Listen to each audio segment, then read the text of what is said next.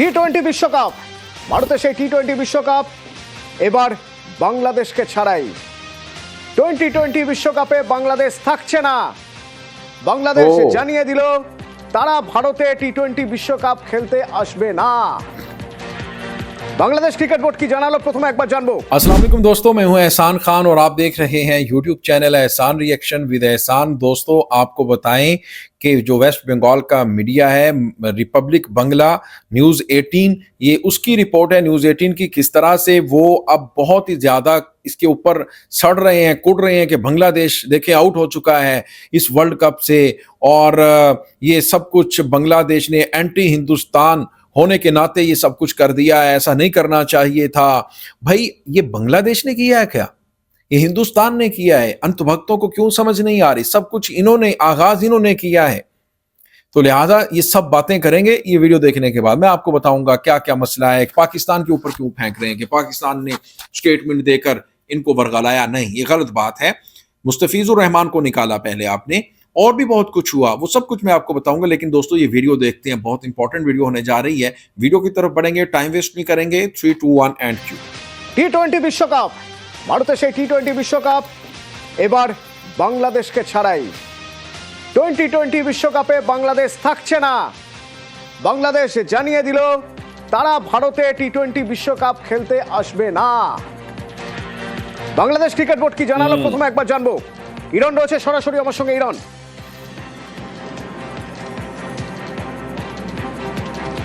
অতনু, দেখো, এই মুহূর্তে সবচেয়ে বড় খবর, বাংলাদেশ ক্রিকেট বোর্ড তারা জানিয়ে দিয়েছে নিরাপত্তার ইস্যু দেখিয়ে তারা যে গত 2 সপ্তাহ ধরে অদ্ভুত দাবি জানাচ্ছিলেন যে ভারতে খেলতে যাব না। গতকাল আইসিসি বলে দিয়েছিল যে বিশ্বকাপ খেলতে হলে ভারতেই আসতে হবে, না হলে আমরা স্কটল্যান্ডকে নেব। তখন বাংলাদেশের বোর্ড কর্তা তারা বলেছিলেন যে আমাদের একটা দিন সময় দিন, আমরা সরকারের সঙ্গে কথা বলে চূড়ান্ত সিদ্ধান্ত নেব। আজকে সেই বৈঠক হয়। বাংলাদেশের ক্রীড়া উপদেষ্টা আসিফ নজরুল এবং ক্রিকেটাররা উপস্থিত ছিলেন এবং ছিলেন বাংলাদেশ ক্রিকেট বোর্ডের কর্তারা। সেখানে সিদ্ধান্ত হয়েছে একই জায়গায় তারা অবস্থান করবেন, অর্থাৎ নিজেদের সিদ্ধান্ত থেকে চেঞ্জ করবেন না। তারা এই মুহূর্তে তারা সিদ্ধান্ত নিয়েছেন যেটা তারা বিশ্বকাপ খেলতে ভারতে আসবেন না। অদ্ভুত একটা সিদ্ধান্ত অবশ্যই, কারণ বিশ্বকাপের যে যুক্তি তারা দিচ্ছেন নিরাপত্তার কারণ দেখিয়ে, যে নিরাপত্তা ইস্যুতে আইসিসির পক্ষ থেকে স্পষ্ট করে বলে দেওয়া হয়েছে ভারতের নিরাপত্তা নিয়ে কোনো সমস্যা নেই। এবং গতকাল আইসিসিতেই বাংলাদেশের না খেলতে এসে শ্রীলঙ্কায় খেলার সিদ্ধান্ত প্রসঙ্গে ভোটাভুটি হয়। সেখানে 14-2 ব্যবধানে বাংলাদেশের সিদ্ধান্ত হেরে যায়। পাকিস্তান ছাড়া বাংলাদেশের পাশে কেউ দাঁড়ায়নি, বাংলাদেশ নিজে এবং পাকিস্তান। তারপরেই আইসিসি গতকালই সিদ্ধান্ত নিয়ে ফেলেছিল যে স্কটল্যান্ডকে বিশ্বকাপে খেলানো হবে। বাংলাদেশের পরিবর্তে সেই টিমটা কলকাতায় খেলবে, কারণ বাংলাদেশ সি গ্রুপে রয়েছে ইংল্যান্ড, ওয়েস্ট ইন্ডিজ, নেপাল এবং ইতালির সঙ্গে বাংলাদেশের খেলার কথা ছিল কলকাতায়, এবং একটা ম্যাচ মুম্বাইয়ে। যেহেতু তারা খেলবে না, গতকালই সিদ্ধান্ত হয়ে যাচ্ছিল যে স্কটল্যান্ডকে নেওয়া হবে। সেই সময় বাংলাদেশ ক্রিকেট বোর্ডের সভাপতি বুলবুল তিনি বলেন যে আমাদের একটা দিন সময় দিন, এবং যেটা সবচেয়ে গুরুত্বপূর্ণ অতনু, সরকারের সিদ্ধান্ত মেনে নিল বাংলাদেশ ক্রিকেট বোর্ড। আর এটা সবচেয়ে বড় ক্ষতির কারণ হতে পারে বাংলাদেশ ক্রিকেট বোর্ডের জন্য। কারণ ক্ষতির কথা বলছে ইরন, তাহলে সেক্ষেত্রে জানতে চাইবো এই যে সিদ্ধান্ত বাংলাদেশ নিচ্ছে, আন্তর্জাতিক ক্রিকেটের এত বড় মঞ্চ থেকে নিজেদেরকে সরিয়ে নিচ্ছে নিজেদের গোয়ার্তুমির জন্য, এরকম একটা জায়গা থেকে আইসিসিও তো কড়া পদক্ষেপ করতে পারে। পরবর্তীকালে বাংলাদেশ ক্রিকেট বড় শাস্তির মুখে পড়তে পারে। একদম বিরাট শাস্তির মুখে পড়তে পারে বাংলাদেশ ক্রিকেট বোর্ড। তার অন্যতম কারণ কি? তার কারণ আজকে আসিফ নজরুল বাংলাদেশ ক্রিকেট উপদেষ্টা অন্তর্বর্তীকালীন সরকারে তিনি দায়িত্বে রয়েছেন, যে সরকারের কয়েকদিন মেয়াদ রয়েছে, তিনি বলছেন যে সরকারের সিদ্ধান্ত হয়েছে যে আমরা নিরাপত্তার কারণে দেশকে খেলতে পাঠাবো না। আর এটাই সবচেয়ে গুরুত্বপূর্ণ। যে কোনো ক্ষেত্রে যদি আইসিসি বা ফিফা দেখে যে সে দেশের ক্রিকেট বা ফুটবল সংস্থাকে, এক্ষেত্রে ক্রিকেট, সরকার দ্বারা নিয়ন্ত্রিত, তাদের নিজস্ব কোনো স্বাধীনতা নেই, তাদেরকে ব্যান করতে পারে। আর ব্যান করলে বিরাট আর্থিক ক্ষতির মুখে পড়বে। কারণ হচ্ছে ইতিমধ্যে আইসিসি টুর্নামেন্ট না খেলার জন্য বাংলাদেশ $1 মিলিয়ন পাবে না, এই একটা টাকার ক্ষতি। ক্রিকেটাররা ম্যাচ ফি পাবেন না, ক্ষতি হলো।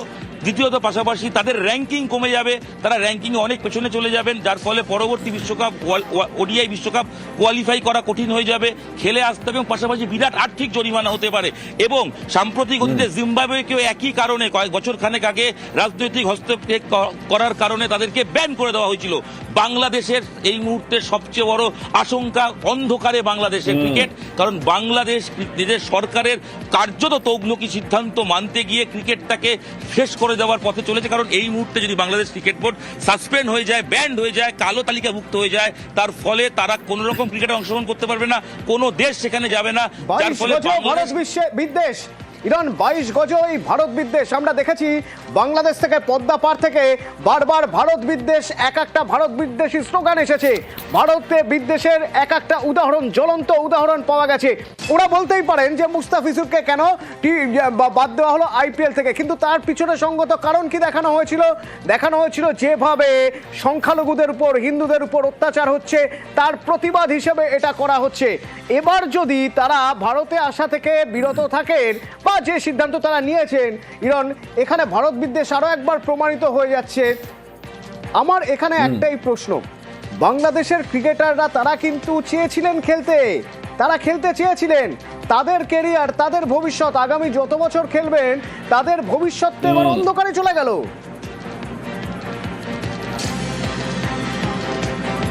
অতনু, একদমই সঠিক কথা তুমি বলেছো। এবং মুস্তাফিজুর রহমানকে কেন তাকে বাদ দেওয়া হয়েছে, ভারতীয় ক্রিকেট বোর্ড বা কেকেআর কেউ কিন্তু অফিসিয়ালি কিছু বলেনি। তার কারণ বিসিসিআই এর প্রাইভেট টুর্নামেন্ট আইপিএল, কাকে রাখা হবে কাকে রাখা হবে না সেটা তার সম্পূর্ণ নিজস্ব সিদ্ধান্ত রয়েছে। সেক্ষেত্রে আইসিসি, বিসিবি কারোর কিচ্ছু বলার নেই।